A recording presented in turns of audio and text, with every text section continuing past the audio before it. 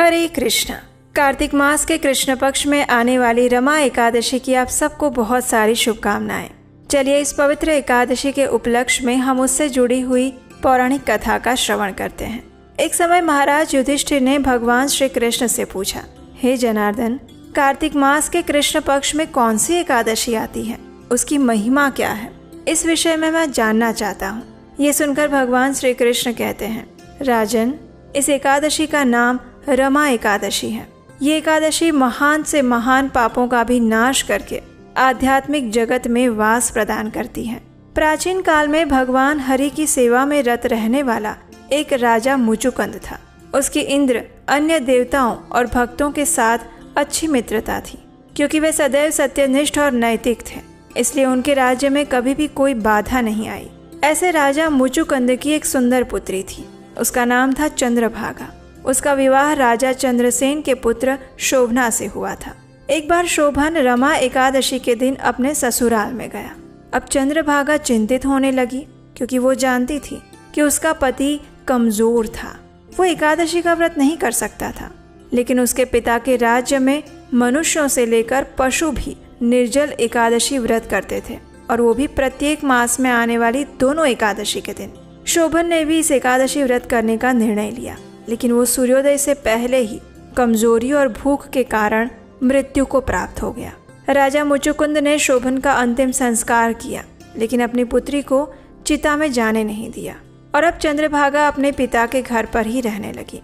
रमा एकादशी के पालन के प्रभाव से शोभन देवपुर नामक सुंदर राज्य का राजा बना, जो मंदार पर्वत के शिखर पर स्थित था। वो एक ऐश्वर्यशाली महल में रहने लगा। गंधर्वों और अप्सराओं द्वारा सेवित हुआ।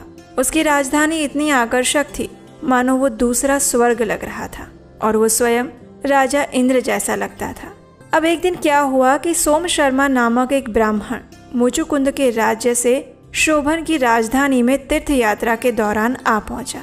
उसने तुरंत पहचान लिया कि शोभन ही राजा मुचुकुंद का जमाता है।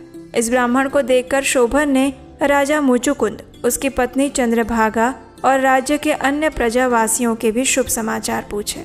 सोम शर्मा ने उत्तर दिया कि सभी शांति और सुखपूर्वक जीवन व्यतीत कर रहे हैं। फिर उसने आश्चर्यपूर्वक पूछा, हे राजन, मैंने ऐसा सुंदर शहर पहले कभी नहीं देखा। कृपया बताइए, आपको ये राज्य कैसे मिला? तब शोभन ने उत्तर दिया, हे ब्राह्मण देव, रमा एकादशी व्रत का पालन करने से मुझे ये राज्य प्राप्त हुआ है, लेकिन मैंने बिना श्रद्धा के व्रत रखा था, इसलिए ये सब कुछ अस्थायी है। ये कभी भी विलुप्त हो सकता है। कृपया मुझे सुझाव दीजिए कि मेरा ये राज्य कैसे स्थायी बन सकता है। ये सब कुछ चंद्रभागा से कहिए, क्योंकि मुझे विश्वास है कि वो इस राज्य को स्थायी कर सकती है। सोम शर्मा राजा मुचुकुंद के राज्य में पहुंचकर चंद्रभागा से मिलते हैं और ये सारा वृत्तांत कहते हैं। अपने पति के जीवित होने का समाचार सुनकर चंद्रभागा अत्यंत हर्षित हो जाती है। सोम शर्मा देवपुर नामक राज्य का वर्णन करते हुए बताते हैं कि किस प्रकार वो राज्य कभी भी लुप्त हो सकता है, इसलिए उसे शोभन के राज्य को स्थायी बनाने का प्रयास करना चाहिए। ये सुनकर चंद्रभागा कहती हैं कि हे ब्राह्मण देव, कृपया मुझे देवपुर ले जाइए, क्योंकि मेरी अपने पति के दर्शन की तीव्र अभिलाषा है। मैं अपने समस्त एकादशी व्रतों के बल पर उनके राज्य को स्थायी बना दूंगी। देवपुर के मार्ग में चंद्रभागा वामन मुनि के आश्रम में जाती है, जो कि मंदार पर्वत के निकट था। चंद्रभागा उस वामदेव मुनि को सारी स्थिति बताती है, और वामदेव भी उसे मंत्र दीक्षा देते हैं। उन मंत्रों के प्रभाव से और अनेकों एकादशी व्रतों के फल स्वरूप चंद्रभागा को दिव्य शरीर प्राप्त होता है, और फिर वो प्रसन्नता पूर्वक अपने पति से मिलने जाती है। अपनी पत्नी को देखकर शोभन प्रसन्न और संतुष्ट हो जाता है, और तब चंद्रभागा कहती है, हे मेरे प्रिय स्वामी, मैं 8 वर्ष की आयु से ही अपने पिता के घर पर एकादशी व्रत का पालन कठोरता से करती आई हूँ। वे समस्त अर्जित पुण्य आपके राज्य को प्रलय काल तक स्थायी और समृद्ध कर दे। इस प्रकार जैसे ही उसने अपना एकादशी का फल अपने पति को अर्पित किया, उसी क्षण उसका राज्य स्थायी हो गया, और फिर वे दोनों ऐश्वर्यपूर्ण आभूषणों से सुसज्जित दिव्य देह के साथ आनंद पूर्वक रहने लगे। रमा एकादशी व्रत पालन के फल स्वरूप शोभन भी दिव्य देह को प्राप्त करके अपनी पत्नी के साथ मंदार पर्वत पर निवास करने लगा, और इसलिए ये रमा एकादशी कामधेनु या फिर पारसमणि के समान है। इस कथा का समापन करते हुए भगवान श्री कृष्ण कहते हैं, हे राजन, मैंने तुमसे रमा एकादशी की महिमा का वर्णन किया है। जो भी मनुष्य इस व्रत का पालन करता है वो निसंदेह पाप मुक्त हो जाता है, और जो भी मनुष्य इस एकादशी की कथा का श्रवण भी करता है उसके भी पाप नष्ट हो जाते हैं और वो विष्णु लोक में निवास करता है। और हाँ, अगर आप हमारे इस वैदिक ज्ञान के प्रचार कार्य की सराहना करते हैं और इस कार्य में अपना योगदान देना चाहते हैं तो स्क्रीन पर नंबर दिया गया है, वहाँ आप हमें आर्थिक रूप से अपनी सहायता भेजकर भी हमारा उत्साह बढ़ा सकते हैं। चलिए अब इसी एकादशी के उपलक्ष्य में एक और कथा का श्रवण करते हैं।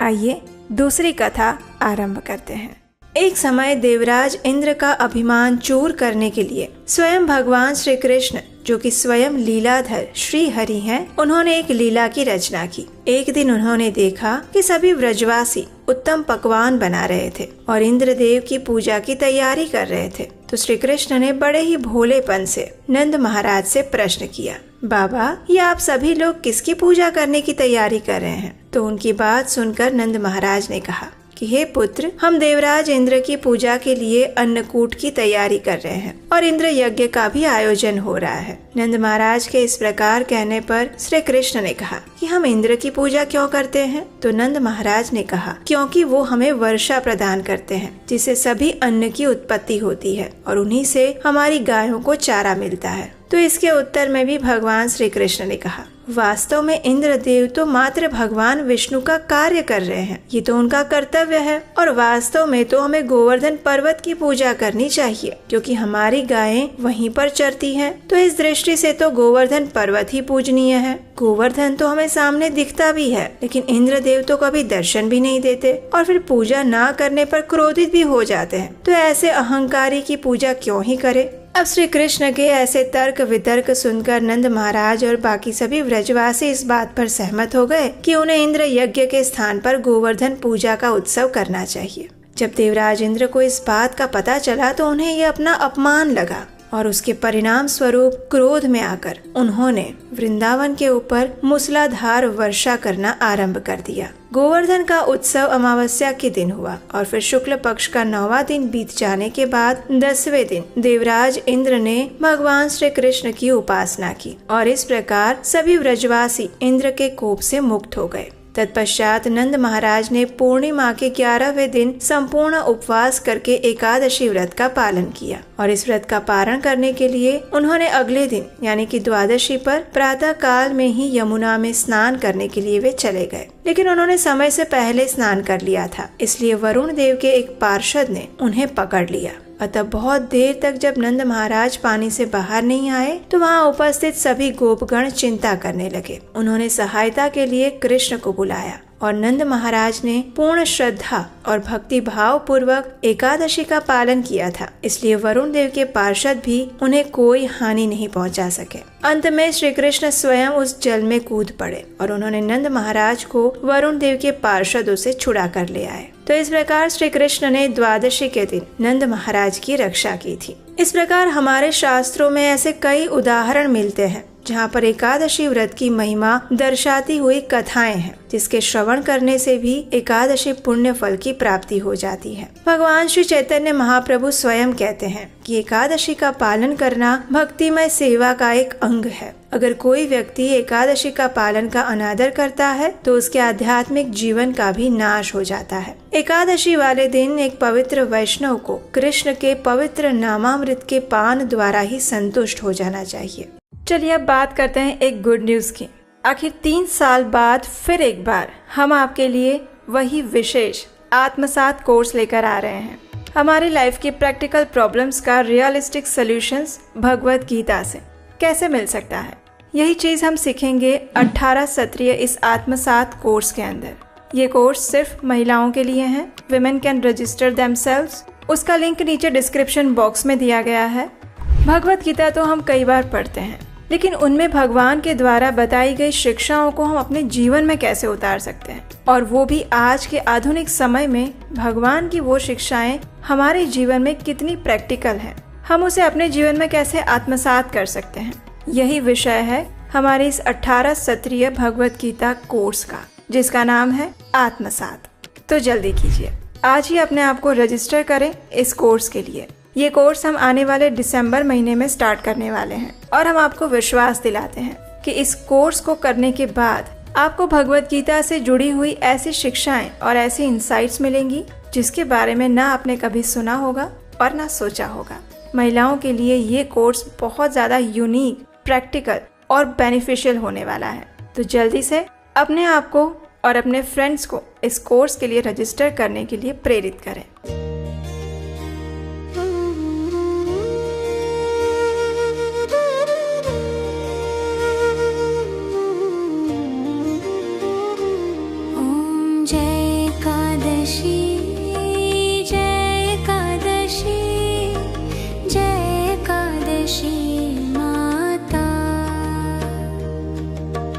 विष्णु पूजा रत को धारण कर शक्ति मुक्ति पाता। तेरे नाम गिनाऊं देवी, भक्ति प्रदान करनी। गण गौरव की देनी माता, शास्त्रों में वरनी। ओम जय एकादशी, जय एकादशी, जय एकादशी माता। विष्णु पूजा व्रत को धारण कर शक्ति मुक्ति पाता। मार्गशीर्ष के कृष्ण पक्ष की उत्पन्ना विश्वतारिणी जन्मी। शुक्ल पक्ष में हुई मोक्षदा, मुक्तिदाता बन आई। ओम जय एकादशी, जय एकादशी, जय एकादशी माता। पौष के कृष्ण पक्ष की सफला नामक है। शुक्ल पक्ष में होए पुत्रदा, आनंद अधिक रहे। ओम जय एकादशी, जय एकादशी, जय एकादशी माता। नाम षटतिला माघ मास में कृष्ण पक्ष आवे। शुक्ल पक्ष में जया कहावे, विजय सदा पावे। ओम जय एकादशी, जय एकादशी, जय एकादशी माता। विजया फागुन कृष्ण पक्ष में शुक्ला मल की। पापन मोचनी कृष्ण पक्ष में चैत्र महाबली की।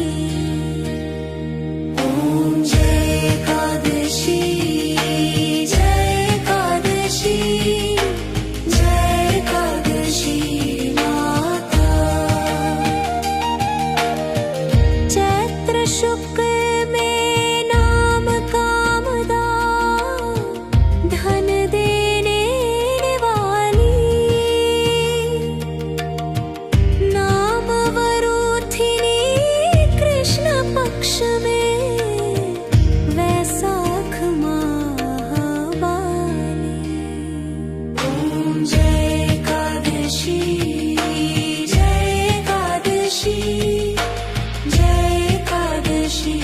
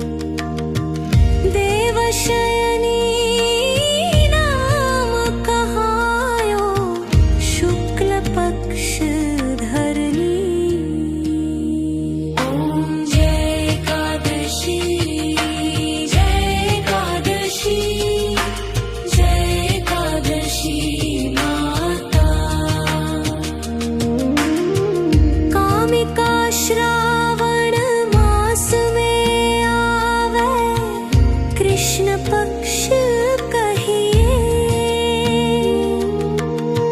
श्रावण शुक्ला होय पवित्रा आनंद से रहिए। ओम जय एकादशी, जय एकादशी, जय एकादशी माता। अजा भाद्रपद कृष्ण पक्ष की परिवर्तिनी शुक्ला, इंद्राश्चिन कृष्ण पक्ष में व्रत से भव सागर निकला। ओम जय एकादशी, जय एकादशी, जय एकादशी माता। पापांकुशा है शुक्ल पक्ष में आप हरहारी, रमा मास कार्तिक में आवे सुखदायक भारी। ओम जय एकादशी, जय एकादशी, जय एकादशी माता। देवोत्थानी शुक्ल पक्ष की दुख नाशक मैया, पावन मास में करूं विनती पार करो नैया। ओम जय एकादशी, जय एकादशी, जय एकादशी माता। तो चलिए चातुर्मास के इस पवित्र कार्तिक मास में आने वाली इस रमा एकादशी का पालन करते हैं और हमारे जीवन को आध्यात्मिक मार्ग पर आगे बढ़ाते हुए हमारी मन और चेतना को भगवान श्री कृष्ण की शरण में समर्पित करते हैं। हरे कृष्ण।